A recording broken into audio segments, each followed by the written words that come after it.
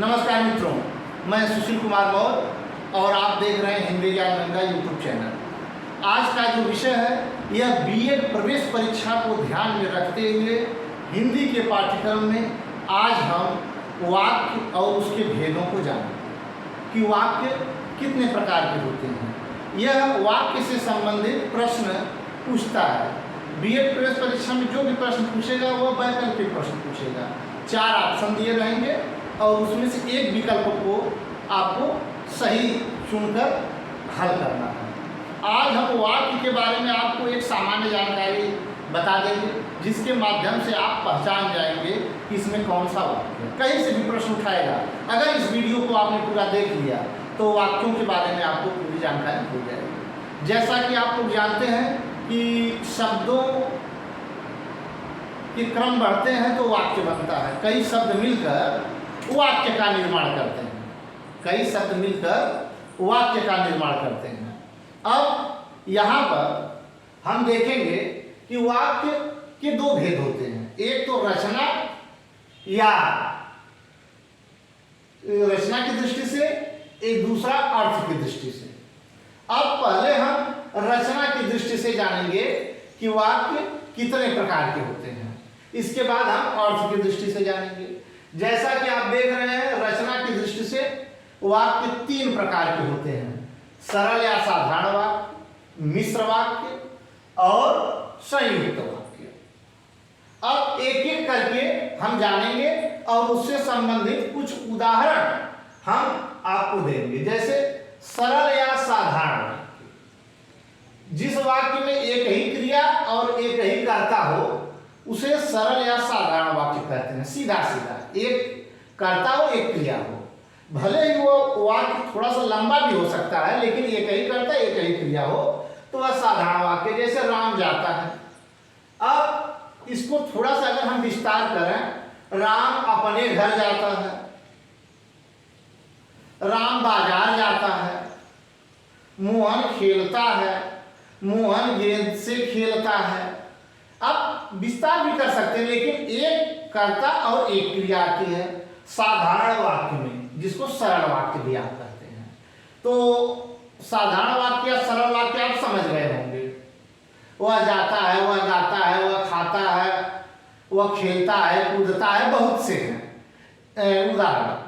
अब दूसरा है मिश्र वाक्य। इस पर थोड़ा सा ध्यान देने की जरूरत है। जिस वाक्य में एक साधारण वाक्य के अतिरिक्त उसके अधीन कोई दूसरा उपवाक्य हो वह मिश्र वाक्य होता है। और उसको जोड़ने के लिए कि, ताकि, यद्यपि, तो, तथा, जहां तक, तथापि, तब, जैसा आदि समुच्चय बोधक अव्यय उसमें आते हैं। जैसे उदाहरण से आप समझ जाएंगे, उसने कहा कि आज छुट्टी हो जाएगी। अब इसमें किया गया वाक्य तो 2 है। उसने कहा आज छुट्टी हो जाएगी, लेकिन इन 2 वाक्यों को जोड़ा गया है। एक वाक्य और दूसरा उपवाक्य है। उसने कहा आज छुट्टी हो जाएगी। 2 वाक्य है, एक वाक्य और दूसरा उपवाक्य। एक वाक्य दूसरे पर आश्रित होता है, दूसरे के अधीन होता है। यह टेक्निकल बात है, यह बात आपको समझनी है। जब डाक गाड़ी आएगी तब सवारी गाड़ी छूटेगी।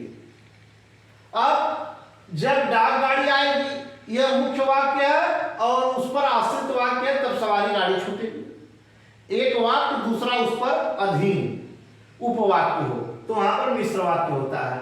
अब संयुक्त वाक्य, जिस वाक्य में साधारण अथवा मिश्र वाक्यों का मेल संयोजक अवयवों द्वारा होता है।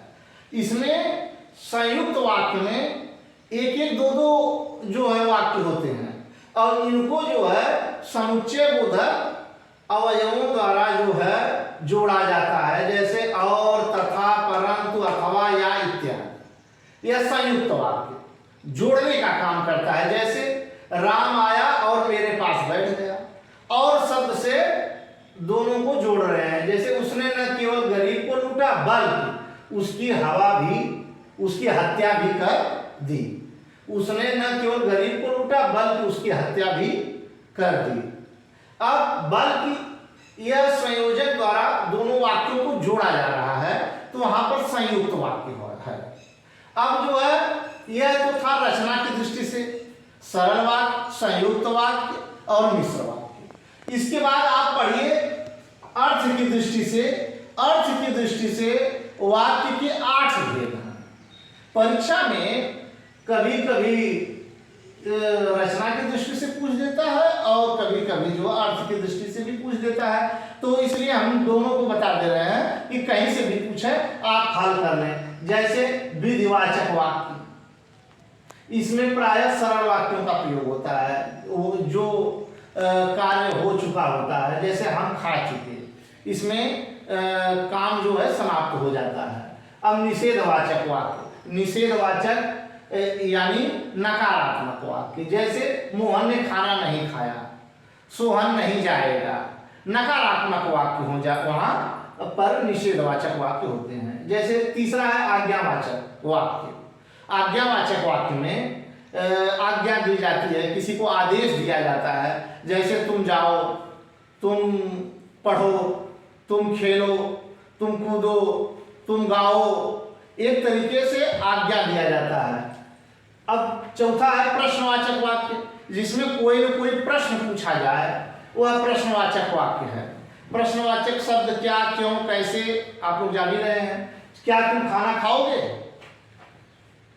तुम क्यों नहीं गए, ऐसे वाक्य जहां हो, जहां पर प्रश्न की अपेक्षा की जाती है, वहां पर प्रश्नवाचक वाक्य होते हैं। इसके बाद विस्मयवाचक वाक्य, जिसमें हर्ष, खुशी, दुख आदि प्रकट के लिए, आदि प्रकट करने के लिए जो वाक्य होते हैं वह विस्मयवाचक वाक्य होते हैं। जैसे अरे यह क्या हो गया, आहा मैं तो पास हो गया। हर्ष में, खुशी में, दुख में, सब में जो है विस्मयवाचक वाक्य का प्रयोग होता है। अब इसके बाद छठवां संदेहवाचक वाक्य, जहां संदेह की स्थिति हो, जैसे उसने खा लिया होगा, कंफर्म नहीं है कि खा लिया है, अब इसमें संदेह बना रहता है। ऐसे वाक्य जहां संदेह बने रहते हैं वहां पर संदेहवाचक वाक्य होता है। इसके बाद है इच्छावाचक वाक्य, जिसमें किसी कार्य की इच्छा प्रकट हो, जैसे तुम अपने कार्य में सफल रहो, एक इच्छा आदमी के अंदर प्रकट होती है, जाओ भाई तुम अपने कार्य में सफल हो। इसके बाद संकेतवाचक वाक्य 8वां है यदि तुम खाओ तो मैं भी खाऊं, एक तरीके से संकेत है। तो आपने अर्थ की दृष्टि से 8 और रचना की दृष्टि से 3 सरल, मिश्र और संयुक्त वाक्यों को पढ़ा। अर्थ की दृष्टि से आपने विधिवाचक वाक्य, निषेधवाचक, आज्ञावाचक, प्रश्नवाचक, विस्मयवाचक, संदेहवाचक, इच्छावाचक और संकेतवाचक वाक्यों को पढ़ा। तो यह समझ जाइए कि वाक्य और उसके भेदों के बारे में आपको जब संपूर्ण इस वीडियो को देखेंगे तो बड़े आराम से, आसान से ज्ञान हो जाएगा।